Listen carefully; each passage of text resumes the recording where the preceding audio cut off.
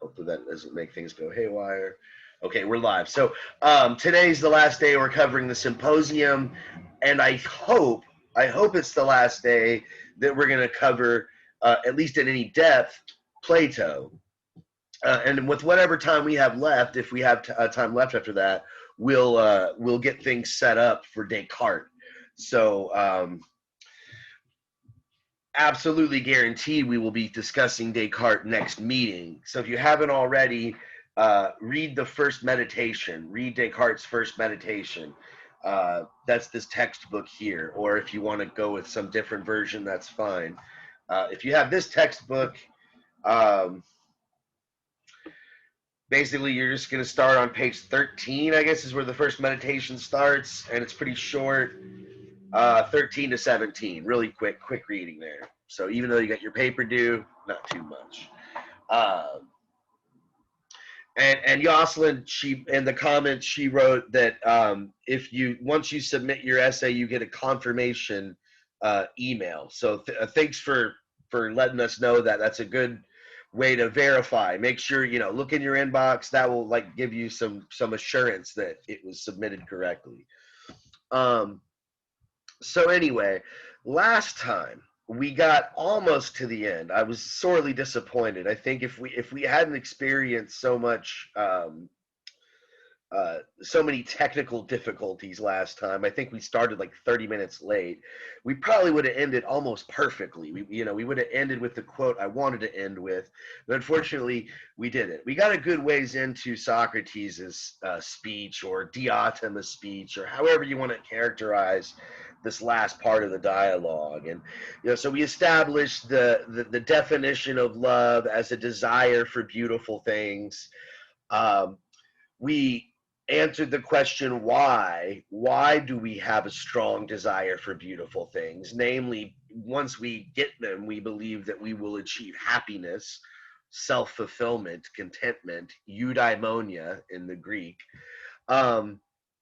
Today we're going to get into the details of the second question that I have up here. Why are some people lovers but not others? That's where we ended at the very end of the last lecture. Was this notion that some people are more properly, authentically lovers than others. Even though everyone desires beautiful things, not everyone has a true understanding of what true beauty is. And so we'll have to talk about that. We'll get to that pretty quick, actually, because we're almost there.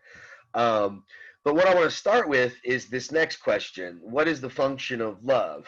And sort of why do we already talked about why we want to do it as a sort of selfish individual question. We want it because we want happiness. But what is love's purpose in the universe? And don't look at the screen, or if you already did, pretend that you did it, because fortunately I already covered this in another class, and I left this up. I didn't mean to do that. And even if you did look at the screen, I guess this quote that I have up here is not really that super clear.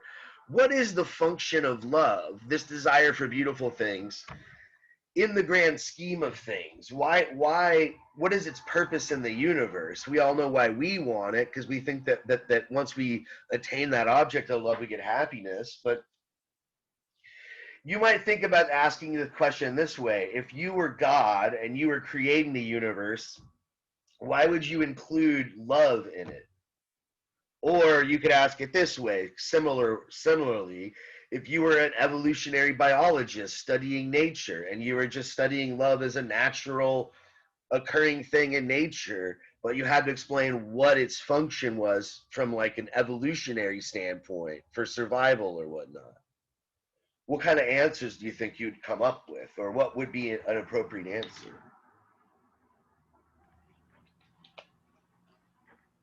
Any idea? Yeah, go That ahead. would be reproduction. Right. And that's exactly what she says, right? I mean, I had a tough time finding this, and I had my place earlier and I lost it. But she phrases this. She says, "What is it? The reason that love is here is because it's there. It drives us together to give birth in beauty."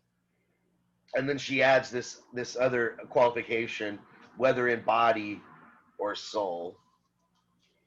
Try to find the first sort of spot where she says this. This is the first point in the dialogue. If you go to page 53, that's kind of where she explains it. I'm trying to find the first instance of this. It's not that important if I don't.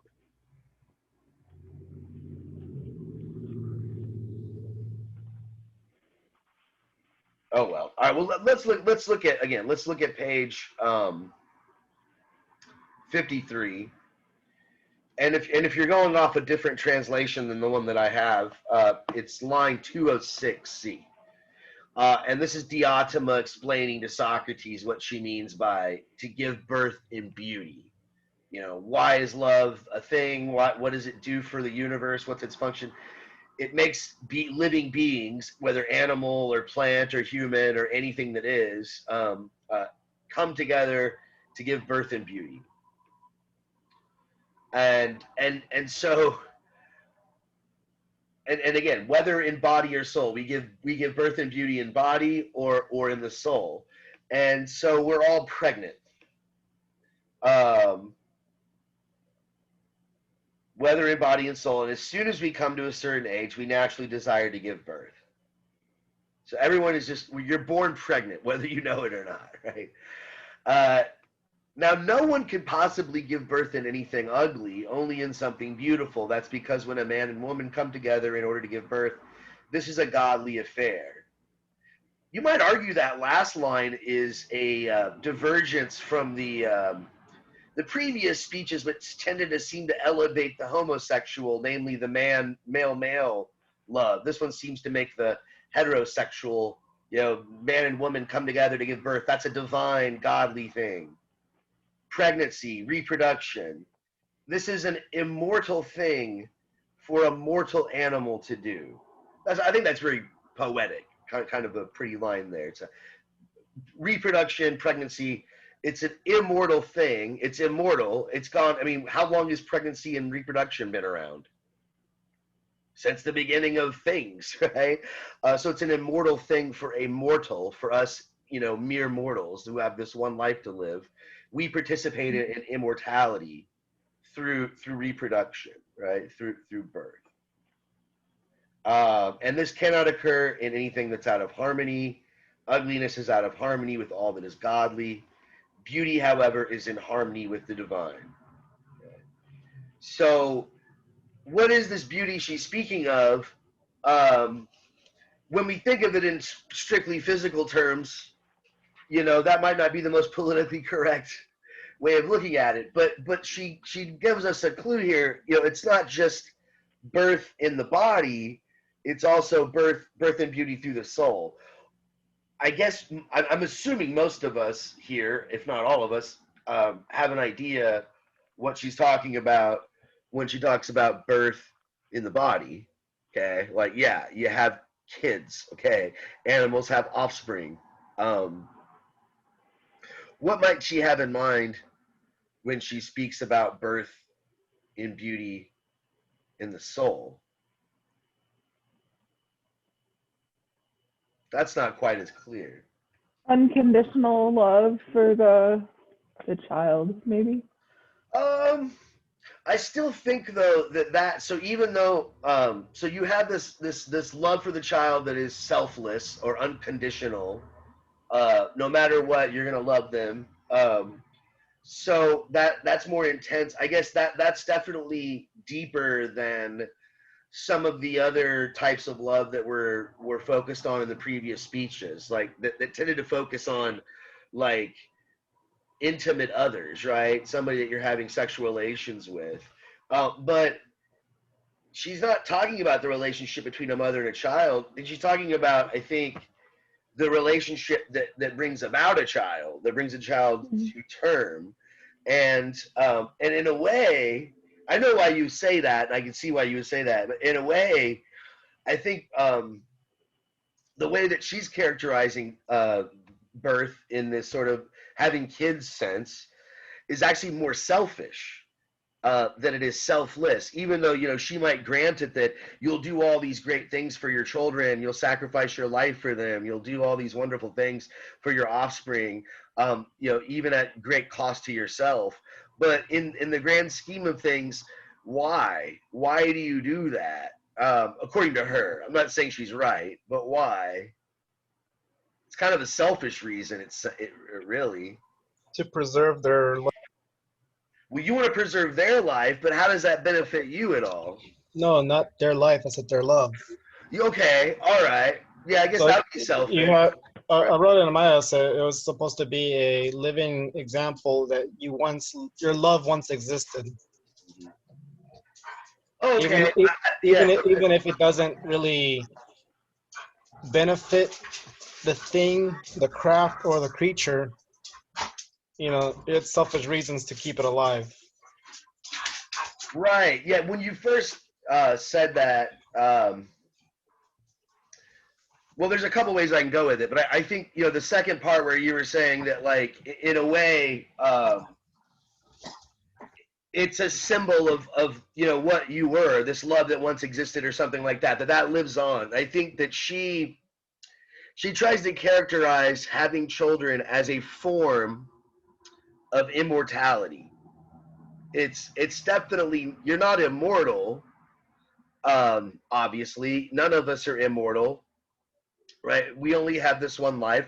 Maybe there's something beyond, but as far as we know, this is it. And there could be a beyond. But we know that when we die, if we have offspring, that they will remember us, and they will remember our love for them. And as you put it, I forgot the exact words you used, but you said something like they're like a testament, or like proof that this love once existed, that this love brought forth the created this child, or something like this. Um, but there's another type of thing besides a human baby, or just any sort of physical offspring, because I think she's saying this applies to the animal kingdom and all this, where animals have a body and animals get pregnant, and they have offspring, and she seems to think that it's for a similar motivation, that they want to live on through their offspring.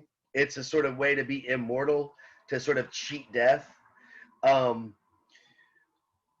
but if the body gives birth to other bodies, if the body gives birth to other living beings, what does the soul give birth to? What is the soul pregnant with, and what does the soul give birth to? She explains it, but I'm kind of curious what sort of answers you might have. We're going to read this passage here in a minute. Isn't it inspiration?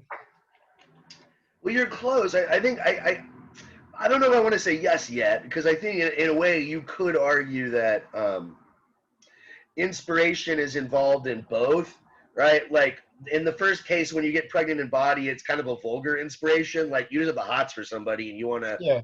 get pregnant. But like the later, it's sort of more of an what, like inspiration. Maybe elaborate a bit. Inspiration in what sense? Like how does the soul inspire? Um, Like an besides, idea or a passion. get good, right? I think Plato would prefer the first words you use there, idea. Yeah, maybe that's his problem. He seemed to be kind of suspicious of the passions or the emotions. But yeah, he would say that, yeah, an idea. The soul gives birth to ideas. The soul has ideas. And when it comes into contact with another soul that's beautiful, that has other beautiful ideas, then they can come together and talk and do philosophy and have a philosophical discussion. And through that encounter, they can bring forth beautiful ideas, beautiful concepts, laws. He also mentions, or she, it's Diotima who's doing the talking now. She mentions poetry, creating, great art and maybe music. Two people come together and collaborate. Two musicians play music together and create this beautiful work of art, this beautiful album or musical piece that is so wonderful, and it gets recorded, and it's going to make them it's going to have even more immortality than their own kids, perhaps, at least potentially, I suppose is the argument. So, I mean, you have kids, let's say, and you're a really good parent. Hopefully they appreciate that. They're going to remember you for that. Let's say they have kids. So you're a grandparent and you're a good grandparent. Your grandkids love you. So they're going to remember you. Okay. How likely is it though that you're going to live long enough, or how about this? I mean, maybe some of y'all can tell me, is there anybody in here who knows their great grandparents or their great great grandparents? Maybe you know you're great, but I know my great grandparents. okay. Yeah. See that No, that happens. I don't know my great grandparents because they died a long time ago. Right. And so some of you might know your family history, so you know about them. Maybe your grandma, they've talked about them, so you know a little bit. But some people don't even know that. It's like if you ask me what my great great grandmother's name is, I wouldn't be able to tell you on either side. So yeah, so this sort of immortality that we get through our children, our literal offspring, is a short-lived. It's not really that much of an immortality. Whereas she seems to argue that the kind of like intellectual offspring, these products of our ideas, the products of our soul, have the potential to be around much longer. They have real immortality. So let me read the passage where she explains this. And I don't want to dwell on this too long. I would like to get to some new material today. So this is on page 56 if you have the book. If you don't, it's line 208E, a couple lines down. She tells Socrates, she says, some people are pregnant in body and for this reason turn more to women and pursue love in that way, providing themselves through childbirth with immortality and remembrance and happiness as they think for all time to come. While others are pregnant in soul, because there surely are those who are even more pregnant in their souls than in their bodies. And these are pregnant with what is fitting for a soul to bear and to bring forth. And what is fitting? Wisdom and the rest of virtue, which all poets beget, as well as all the craftsmen who are said to be creative. But by far the greatest and the most beautiful part of wisdom deals with the proper ordering of cities and households, and that is called moderation and justice. So she gives us a long list here of things that the soul can bring forth, that the soul can be pregnant with. What does she say? Wisdom, virtue, which all poets beget. Right? Poets can speak about this stuff through Eros, as well as the craftsmen who are said to be creative. They're guided by this. By far the best is the ordering of cities, the proper ordering of cities, and the proper ordering of households. What we call moderation and justice.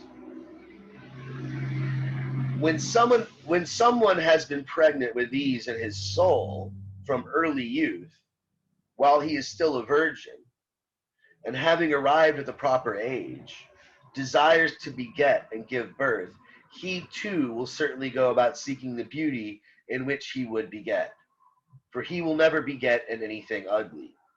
Since he is pregnant then, he is much more drawn to bodies that are beautiful than to those that are ugly.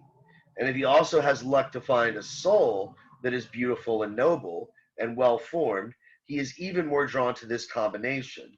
Such a man makes him instantly teem with ideas and arguments about virtue, the qualities a virtuous man should have, and the customary activities in which he should engage. And so he tries to educate him. In my view, you see, when he makes contact with someone beautiful and keeps company with him, he conceives and gives birth to what he's been carrying inside him for ages. And whether they are together or apart, he remembers that beauty. And in common with him, he nurtures the newborn. Such people, therefore, have much more share than do the parents of human children, and have a firmer bond of friendship, because the children in whom they have a share are more beautiful and more immortal. Everyone would rather have such children than human ones, and would look up to Homer, Hesiod, and the other good poets with envy and admiration for the offspring they have left behind.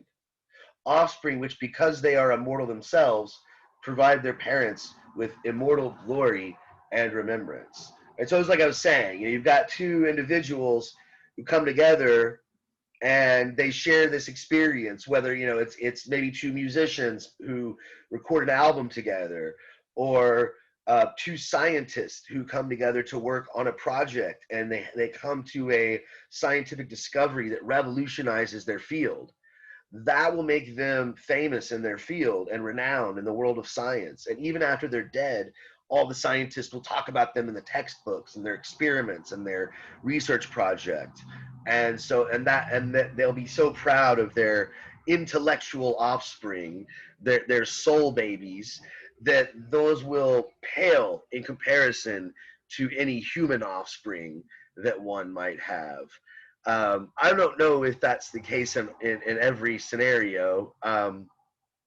Maybe she's not making this claim, but it seems like she's implying, if I'm some scientist or musician or poet, and I create something using my soul, I give birth to this beautiful thing using my ideas, that I'm gonna cherish my creations even more than my own kids. Like if I had kids, probably this is true in some cases. I can imagine there are some artists, scientists, mathematicians, whatever, people who are just so obsessed with their field, and maybe they're really good at what they do, and that's their main thing. That's their main motivating factor in life. And maybe they have a family, but that's secondary. They might not admit it to their family, but I think though it could go the other way. You could be a great poet and a great musician, and that's still like, your son or your daughter, who, whatever, your kid is still like the world to you, or I don't know. But anyway, how are we going to compete with the likes of Homer and Hesiod? She mentions here, right? How can we? Because she's going to tell us this. How can we become a true lover? And this sort of answers that question. Why are some lovers and some are not? Well, if you're a true lover, you've taken the right path, and you've climbed this ladder of love. She doesn't use that expression, but that's what many of the commentators have kind of labeled this next section we're getting into. But if you want to experience giving this sort of birth in beauty in your soul, you too can do it. You just have to go about it the right way. And this next passage, I think it's a couple pages after I just left off. Let me find it here. No, it's actually not. It's right where I left off. It's at the bottom there, 57. She says something like, even you, Socrates, can do this. Even you can be initiated into the rites of love. And how does one go about this? How does one go about seeking true beauty and possessing true beauty? And what exactly is this true beauty that she speaks of? So this is line 210, about halfway between the A and the B on line 210. She tells Socrates, a lover who goes about this matter correctly must begin in his youth to devote himself to beautiful bodies. Still kind of a vulgar notion, so we start with the vulgar, a beautiful body. First, if the leader leads aright, he should love one body and beget beautiful ideas there. Then he should realize that the beauty of any one body is brother to the beauty of any other, and that if he is to pursue beauty of form, he be very foolish not to think that the beauty of all bodies is one and the same. When he grasps this, he must become a lover of all beautiful bodies. And he must think that this wild gaping after just one body is a small thing and despise it. Okay, I'm gonna read a lot more of this, but let's pause for a minute and kind of go over what's been said so far. As I said, this passage I'm reading has been referred to by many as the, I don't know who came up with this expression, but it's pretty commonly used in philosophy courses. This is the ladder of love passage from the Symposium. Um, but Diotima starts by talking how you start in your youth by looking at beautiful bodies, but actually specifically you look at one body in particular. Now, I'm taking this, and this is a popular reading of the passage. This is your first crush. This is the first time that you have an experience of beauty. Maybe not a first crush, but the first time you're drawn towards something, uncontrollable desire, right? This sort of piercing feeling, being drawn towards something beautiful. I'm thinking of it in terms of a crush. You know, you're a schoolboy, schoolgirl crush. I think I was like second or third grade, right? I had a crush on Heather, and then fourth grade. It was Melissa was first, then Heather, and so I went from just, oh look, she's really cute. Now obviously this is sort of the very beginning. This is the bottom of the ladder. This is pretty vulgar, pretty insubstantial form of beauty. It's beauty, but it's not the true beauty that we're going to get to eventually. But then, eventually let's say a year goes by and I get another crush. I'm like, oh, wait, she's cute too. And so I start to notice that this, whatever this is, whatever this sensation is, whatever this feeling of love is, this desire for beautiful things, is felt not just towards one person, but towards others. They also share this quality of beauty. There's not only one beautiful thing. So then I start to think about the beauty of form. Well, what does it mean to be a beautiful looking thing? So I start to look at all these other beautiful things. I start looking at my Instagram feed and all the hot girls on Instagram or whatever, right? Then I encounter beauty of the soul, and this is when things get a little bit deeper. Okay, this is where we left off. After this, he must think that the beauty of people's souls is more valuable than the beauty of their bodies. So that if someone is decent in his soul, even though he is scarcely blooming in his body, our lover must be content to love and care for him and to seek to give birth to such ideas as will make young men better. The result is that our lover will be forced to gaze at the beauty of activities and laws. So the beauty of the soul is something that is more striking than the beauty of the body, and it draws one in, despite, even if someone doesn't have such beauty on the outside, but they have a beautiful soul. Then we move on to a higher level of beauty of activities and laws. Because what makes the person good? It's because they do good things, because they have good activities. They act well, they act fair, they do beautiful, loving things. They follow good laws and good precepts. So the result is that our lover will be forced to gaze at the beauty of activities and laws and to see that all this is akin to itself, with the result that he will think that the beauty of bodies is a thing of no importance. After customs, he must move on to various kinds of knowledge. So it's not just the kind of customs that a person follows, the kind of laws, good, just laws that a person follows that makes them beautiful. It's also their knowledge, their wisdom. The result is that he'll see the beauty of knowledge. He'll be looking mainly not at beauty in a single example, as a servant who favored the beauty of a boy or a man or a single custom, but the lover is turned to the great sea of beauty, and gazing upon this, he gives birth to many gloriously beautiful ideas and theories in an unstinting love of wisdom, literally philosophy, love of wisdom, philia sophia, love of wisdom. Until having grown and been strengthened there, he catches sight of such knowledge, and it is the knowledge of such beauty. And here she kind of chastises, she says, pay attention, put down your cell phone, Socrates, right? Try to pay attention, she says. This is where it gets really serious. And this is the hardcore Plato, ultra metaphysical Plato. This is where we get to the holy of holies, the inner sanctum of Platonic philosophy, when we get a glimpse of the highest form of the beautiful itself, the capital F form of beauty itself. And she says, you see, the man who has thus far been guided in matters of love, who has beheld beautiful things in the right order and correctly, is coming now to the goal of loving itself. the form of love. The form of love loves the form of beauty. All of a sudden, he will catch sight of something, this epiphany, just a vision. He will catch sight of something wonderfully beautiful in its nature. That Socrates is the reason for all his labors. And here we get this description of the beautiful itself, what you might call Plato's form of beauty. We'll talk more about forms in a moment. But I'm going to read this passage. It's a famous passage. It's supposed to be one of the clearest, and I would argue it kind of is the clearest description in all of Plato's work of a form. In this case, it's the form of beauty. Again, we'll talk about forms in a moment. But even saying that, it's pretty vague. It's not that clear. So bear with me. Here we go. What is the beautiful itself? First, it always is, and neither comes to be nor passes away, nor waxes nor wanes.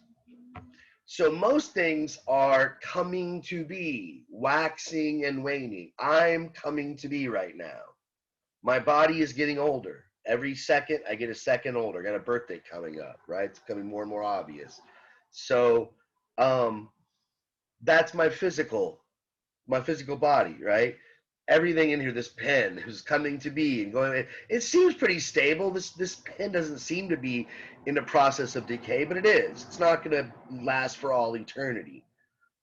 But this beauty is not like those things. It is. It just is. It's always in the same state.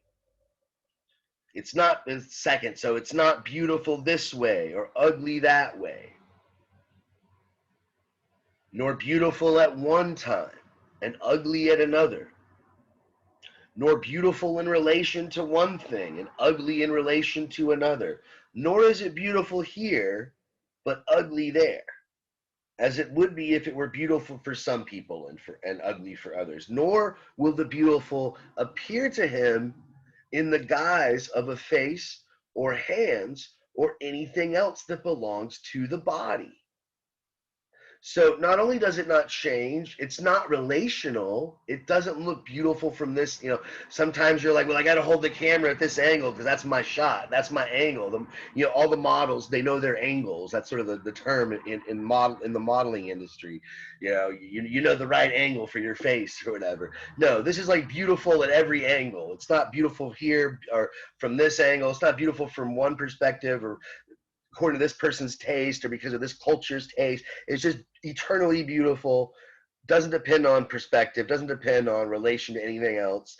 And it's not in anything. It's not physical. It's not in a body. It will not appear to him as one idea or one kind of knowledge. So even though she mentioned how all the customs, laws, activities are beautiful, the beauty that makes them all beautiful is above that. Okay, it's this beauty that is not specific. There might be a beauty to musical composition and music theory. There might be a beauty to mathematical knowledge. There might be a beauty to knowledge of physics and knowledge of astronomy. And there might be sort of a beauty to knowing language and things. But this beauty is not specific to each of those branches of knowledge. It's just beautiful in general. And it's not anywhere in another thing. Again, it's not physical, as in an animal, or in earth, or in heaven, or in anything else. But itself, by itself, with itself, it is always one in form. So it's always unified, unchanging, and independent, separate from all these other things. All these other things are beautiful in relation to it, but it is just beautiful in relation to itself. All the other beautiful things share in it in such a way that when those other things come to be or pass away, this does not become the least bit smaller or greater, nor suffer any change. So all the beautiful bodies can become ugly. They get old, they go away. Even if they're beautiful their whole life, they become dust, right? They end up, turning into dust basically eventually. And unless you're into dust, maybe a beautiful pile of dust or something like that. But this beauty is not that way. All the beautiful things in the universe, Plato would say this, all the beautiful physical things could go away and the beautiful itself would still exist. So when someone rises by these stages, right? Someone, if you make the trip up this ladder of love, starting to with this sort of vulgar, incomplete, deficient um, version of love that you get just sort of having a crush on somebody, and you work your way up to a more intellectual, more fully worked out, more fleshed out notion of beauty, right? Then you've got to, you've grasped your goal, as she puts it. This is what it is to go aright, or to be led by another into the mystery of love.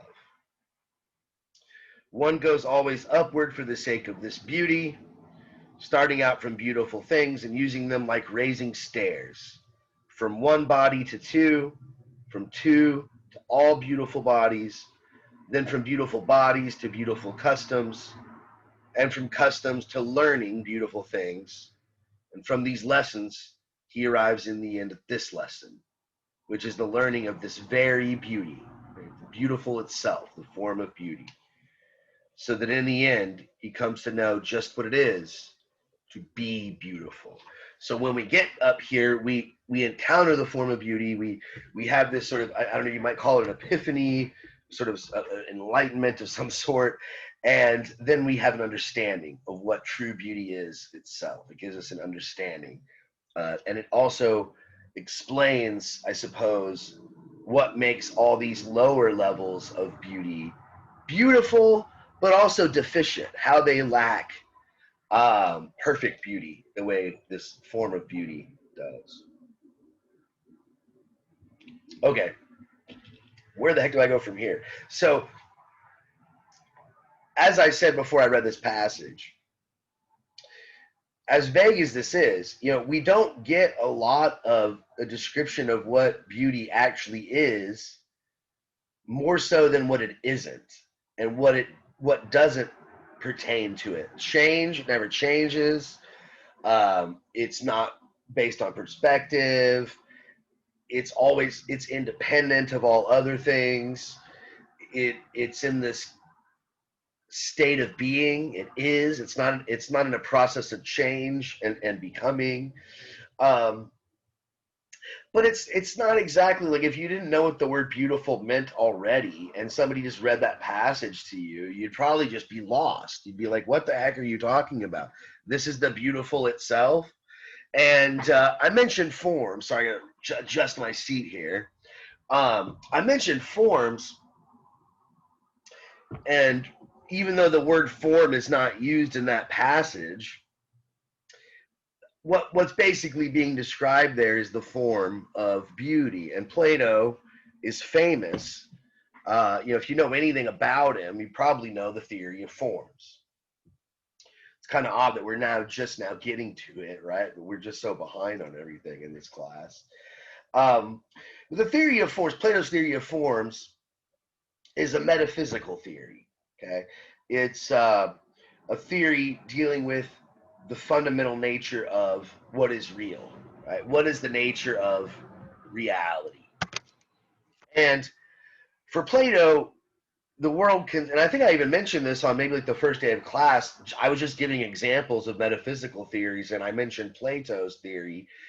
He thought that the universe was comprised of at least two levels or two realms of reality. There was sort of the higher realm of the universe, what he would refer to as the intelligible realm, and then there was a lower realm, what we might call the physical world. He talked about the sensible or the visible realm, the world that we access through our senses. Whereas the higher realm is one that we understand. The lower realm is one that, again, we access through our senses, through our body, really, right? Through the five senses, through our body. Now, what's interesting about this theory, and this is, I think, what's also interesting, but maybe somewhat counterintuitive, is that these different levels of reality have different levels of truth to them. and different levels of real. Some are more real than others. And so I think maybe to kind of explain this, we can use the example from the Symposium of all these different forms of beauty. He's going to argue that at each of these levels of the ladder of love, when we get closer and closer to the form of beauty, not only do we get closer and closer to what beauty is truly, but we get closer and closer to what's real, what is actual. And when we get further away from the idea of beauty, we get lower on this ladder of love, things become less real and less beautiful, I guess you could say. So the beauty that I would see in this beautiful body, the very first time that I saw someone and said they're beautiful and I'm attracted to them, the very first time in my life. It's not that Plato wants to say that I'm completely wrong to call that beauty, but he would probably want to correct me and say that experience of beauty in your youth, that early experience when you saw, it was physical for one, it was through your senses, it wasn't thought, it was just felt with your emotions, maybe at the most. And excuse me, it was a sort of deficient type of beauty. It wasn't a perfect beauty that if you were pressed, you'd be able to find some imperfection in that beauty. It was a deficient form of it, as I put. As we go further up this ladder, and we start looking at, okay, well, wait a minute. So she's really cute, but so is she. They're both really cute. Geez, now there's 3 or 4 or 5 that I have a crush on. And I'm girl crazy or whatever. In that case, then I start to maybe get a little bit more intellectual, because I will start to see common features amongst the people that I'm attracted to. Oh, I like this feature. I like this kind of hair, that kind of height, or body type, or whatever. Right? Still physical, but I'm getting more general, and I'm starting to think of features that apply to beautiful people in general. And then I guess the next move forward is to get less superficial. Now I start to realize that, maybe after I have encountered people that are attractive in the sort of physical sense, I start to learn that there's a different type of beauty that's more on the inside. Someone to have a beautiful soul. So I'm through with all these, good-looking, shallow people. I want to find someone who's good-looking and intelligent. And then I meet someone who's intelligent and they're cute. Then I'm like, yeah, there's this person who's intelligent. They're not really cute, but man, they're so intelligent. I don't even care how cute they are. What does cuteness have to do with beauty? Like, what is that? Like, real beauty is this person. What a beautiful person they are. Look at the beautiful things they do for the world and for society. And they inspire me to do really good things. And like, how could I worry about beautiful people in the sense of, physical beauty, when there's this much deeper beauty? What is it about this person that makes them beautiful? Well, it's because they do beautiful things. They follow beautiful laws. They have beautiful knowledge. And so that beauty in their soul is dependent upon this higher beauty of the activities, of the laws, of the knowledge. And that beauty is dependent on beauty itself, this general term, the beautiful itself, the form of beauty. So what's the deal with forms? Why does Plato believe that they exist? What are they? I don't know if I even really sufficiently explained what they are. One way to look at forms, the word idea was thrown out earlier. I think it was Ali or Jacob. I can't remember I was asking what do souls give birth to? Somebody said ideas. That actually might be a decent translation of the Greek term eidos, which is usually translated as form. forms, ideas, concepts, but it's not enough to say idea. I think, you could have an idea of something, but a form is a specific type of an idea. It's, for lack of a better word, a universal or an archetype. We have to be careful with that because Aristotle talks about universals in a little bit of a different sense.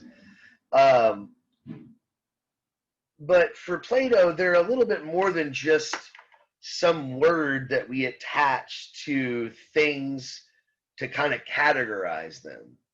That's sort of what Aristotle's going to say. So I've got this object here, and look, I've got another object here, and then I've got this third object here, and I suppose that I could give each of these objects, I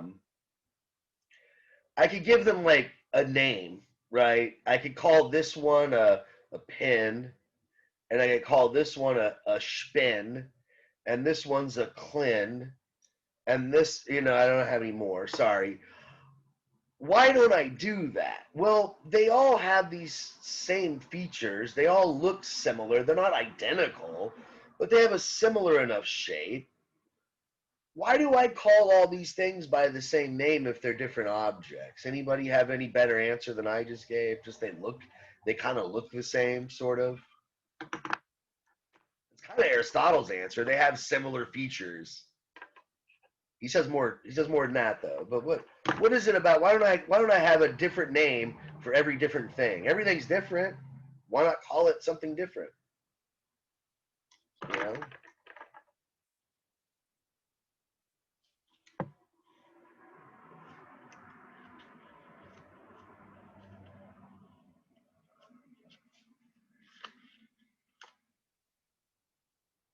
You can't conceive of any problems that might occur in a world where every single object had a different name.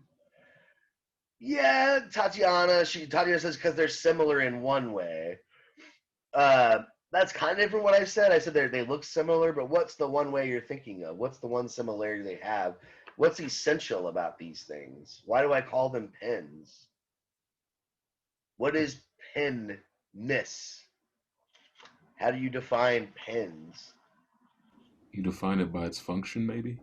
Good. Its purpose in life. Good. Its usability. Is it useful? Right. And that's maybe just the word for function, and that's sort of what Tatiana says too. What they're meant to write with, their function, their purpose. Those are great answers, and I like those answers better than Plato's, by the way.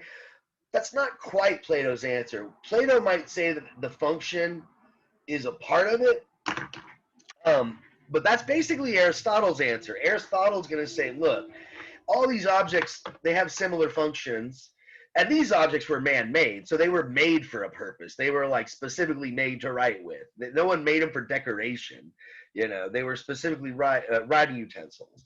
So these are super non-controversial in Aristotle's framework. They're obviously what we call them pens because they have the same function. We make them to write with, and end of story. But for Plato, he wants to say that when we look at a bunch of different things and we call them beautiful, for instance, or we call them good, for instance, or we call them a pin, that there must be a common idea. There must be some form, as he would call it, an aidos. There's some form that they all answer to.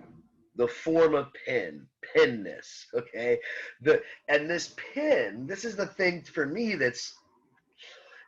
he's got his arguments. They're pretty deep and complicated, so we don't really have time to get into them. We really need to move on.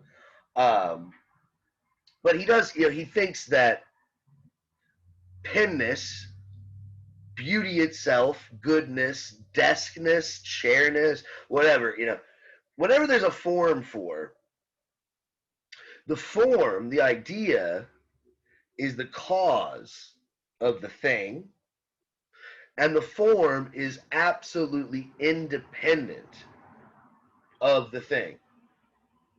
So even if there were never any pens in the universe, the idea of pen would still exist. It's eternal. It's like unchanging, eternal. I think, and maybe, we're probably gonna have to save some of this for next time. I thought I'd get through it Plato today, but apparently not. Um, I want to wrap things up with Plato, but we're probably gonna have to get into some of the really bad issues with Plato next class, which is okay because we'll talk about some of the problems with Plato, some of the way that Aristotle responded to that, and that's going to be a really good segue into Descartes, because Descartes, he's coming, hundreds of years later, almost a millennium, well, over a millennium later, over 1,000 years later, and he's dealing with the aftermath of Aristotle. And so Aristotle, he responds to Plato very effectively. His approach to doing science and investigating the world is very much appropriated by almost all the civilizations on Earth, in the West at least. And then Descartes comes along and changes things, along with people like Galileo and all that. So that'll be a good segue. But let's try to wrap things up, at least with the basics for Plato. And then we'll start to tear them apart, and move on to Descartes. I didn't mean to rhyme there, but I just did. We'll move on to Descartes next class. So, again, for Plato, the ideas, beauty, goodness, chairness, penness, whatever, these exist independently of all the particular things, and they're the cause of those particular things. When you have in mind things like geometrical ideas, I think that Plato has a pretty intuitive theory. When you think about things like man-made objects, sometimes, but not always, excuse me, I've got the hiccups. When you think about man-made objects, sometimes Plato's theory is somewhat intuitive. But there's a lot of applications in which it just is very vague, and it's very unclear exactly how Plato is going to resolve a lot of issues, that are pretty important when we want to try to understand the world around us. So, but let me try to give you sort of the best version I can in like the 15 minutes we have left, 10 or 15 minutes we got left here. When it comes to like geometrical truth, I think that part of the reason Plato places such a high regard, such a high value on things not changing to be true, is because he's drawing from geometry as a sort of example to follow. That the truths of geometry and the truths of mathematics also, have a certain nature to them, and he thinks that all truth should sort of be of that kind of nature. And this is again why I think he values things that don't change over things that do change. Remember, he says that the beautiful itself doesn't wax or wane, it doesn't come to be, it just is. It doesn't change. The truths of mathematics don't change. 2 plus 2 always equals 4. All of the degrees on a circle are always 360. If you measure the ratio, or what is it? The ratio between the circumference and the diameter is always pi. Okay, there are these things that are true about circles that will always be true, even if no one is there to know it. This is the part that I think might be kind of a little counterintuitive. People, when they think about Plato's forms, oh, you mean an idea in your head? Well, not exactly. Your mind is able to understand the forms, but you have to remember the forms are independent of anything else. So whether or not there's a human being there to understand beauty, beauty is always going to exist, as Plato. The form of circle, right? There, even if there's nobody ever drew a circle, there aren't really ever any circles in nature. There's no such thing as a perfect circle or a triangle in nature. That doesn't matter for Plato. The idea, the form of triangle, the idea, the form of circle always is, always will be, always has been. It doesn't depend on anything else. It just is what it is. Um, maybe some of you have heard of the dodo bird.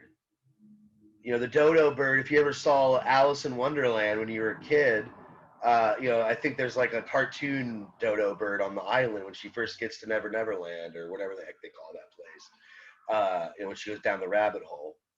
And the dodo bird is extinct. It's been extinct since, like, I think the late 1860s or something like that. Maybe a little bit later. They might have survived till like 1890s, but there hasn't been a dodo bird in well over a century. But we still have the idea of dodo bird. Okay, you can still go to an encyclopedia and read the passage on dodo birds and read about all the biological truths about them, maybe a little bit about their DNA or whatever. So even though they don't exist per se, the idea persists. So the forms are eternal. This world that we're in is not eternal. It's changing, shifting and moving. It's going through like constant cycles of the seasons and growth and decay and rebirth and all that. But this world of forms, this higher realm of ideas, is stable, constant, unchanging, and is only known through our understanding. It's not something that we see through our senses. It's not something that we know through our senses. But one of the problems we have to grapple with, though, is that how is it that a form causes a thing? And he doesn't give us a lot of examples of this. He wants to say in this passage I just read that all the things that are beautiful, they seem to depend on the beautiful itself. Their beauty, is dependent upon the beautiful itself. And yet when they lose their beauty, it doesn't get any less beautiful. It doesn't lose as they participate in this beauty. The beautiful itself does not diminish, does not become less beautiful. Just like no matter how many circles you draw on the board or how many circles you put in the geometry textbook, the idea of a circle doesn't become any less the idea of a circle. It always maintains its properties, for lack of a better word.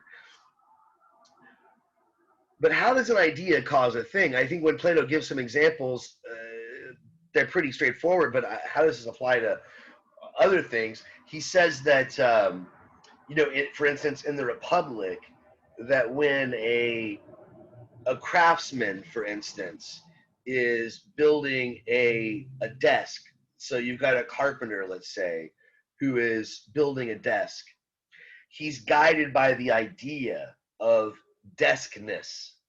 So insofar as he's a good, or she is a good carpenter, they're going to be guided by this concept. They're going to be thinking, okay, I want to make a good desk. So what does that look like? And so a form is sort of this blueprint, I suppose, that guides us. And the carpenter doesn't decide what makes a good desk good.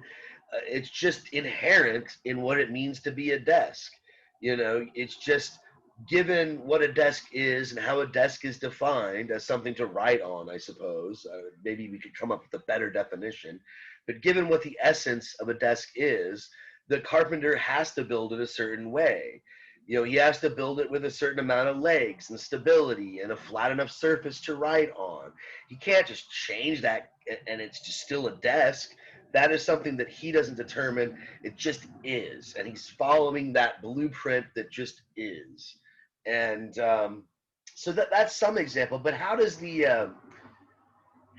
idea or the form of a tree, let's just say there's a perfect tree in Plato's heaven. He says there's a form of man, there's a form of human. So, there's all these individual. So I would assume there'd be a form of tree, maybe? How does the idea of a tree cause a physical tree? I kind of can see, even though I think there's problems with it, I can kind of see how the problem, like the idea of a desk causes the desk, right? The guy, the woman, whoever made the desk, they thought about the desk first. They had an idea of what the right desk would look like. and then they went about making it. And obviously, no desk is perfect. Some of them are screwed up, so none of them are going to be perfectly the way they envisioned them. So I kind of get that, but Mm. yeah, Ronnie, you have an idea here? Well, it seems more like an analogy than an actual, you know, thing to do. Like you give birth to an idea, it'll grow like a sapling into a tree, and then it'll take form into what you wanted it to be. And that idea could be anything. That could be like a government that you want to create. It first starts out as an idea and it grows into a tree and becomes an actual government. But there are there are actual trees in the world, and we have to explain how they were caused. And Plato wants to say they were caused by the idea of a tree. I mean, I get what you're saying, um, but and I still think it's to me his language here. It's hard to tell whether he is being direct or, as you put it, speaking by analogy. And I think it'd be better for him, probably philosophically, to say this is all just analogy. I'm just using these as examples. They're analogous. The process is much more mysterious than that. And I'm just kind of giving you a metaphor. Now, that's fine, but it's vague. And you don't want a philosophy that's super vague if it's supposed to be a philosophy of explaining things.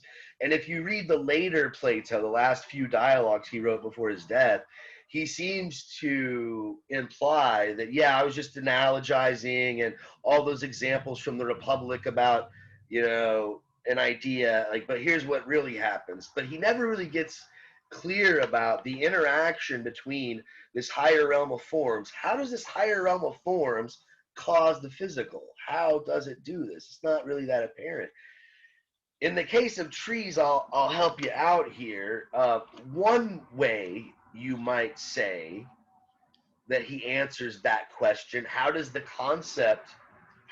form of tree cause? No one builds a tree.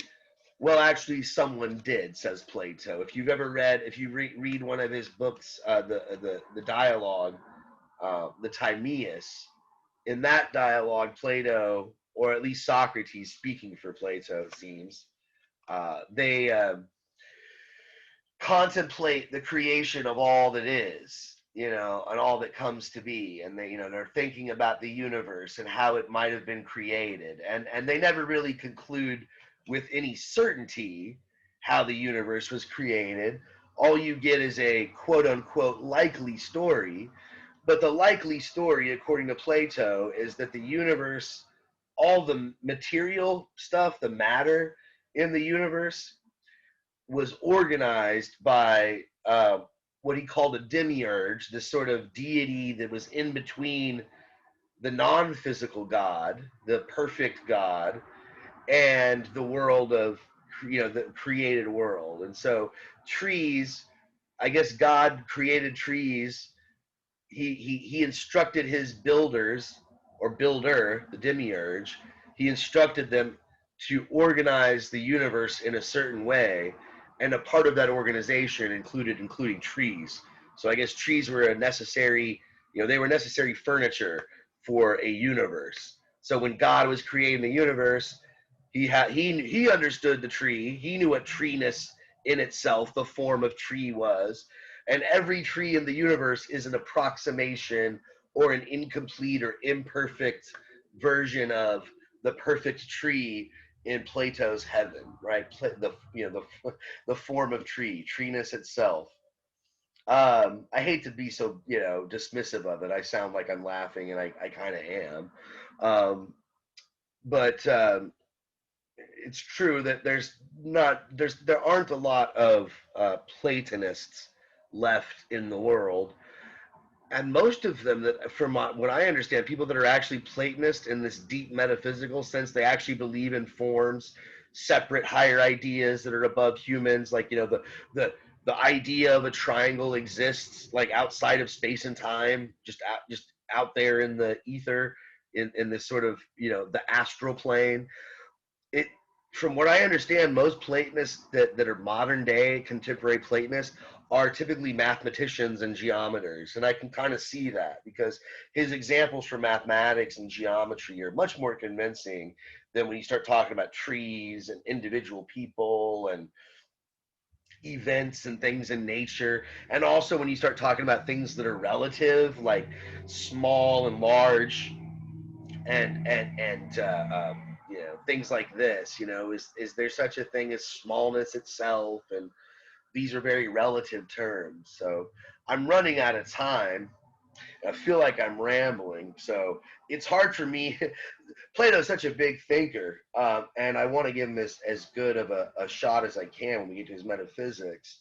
So I always have a tough time when we get to this part of the class, and I'm also in a rush to move on to new material. I'm really kind of sick of Plato at this point. You know, it's been almost 3 months now. We keep getting you know, sidetracked and postpone stuff, but I still got like maybe 10, 15 minutes left of I wouldn't say Plato, but Greek philosophy, and then we're going to move on to the modern period. But by the end of class next time, we're going to be diving in to this reading. So get into the meditations, read the first meditation, and we'll pick it up where we left off on Wednesday.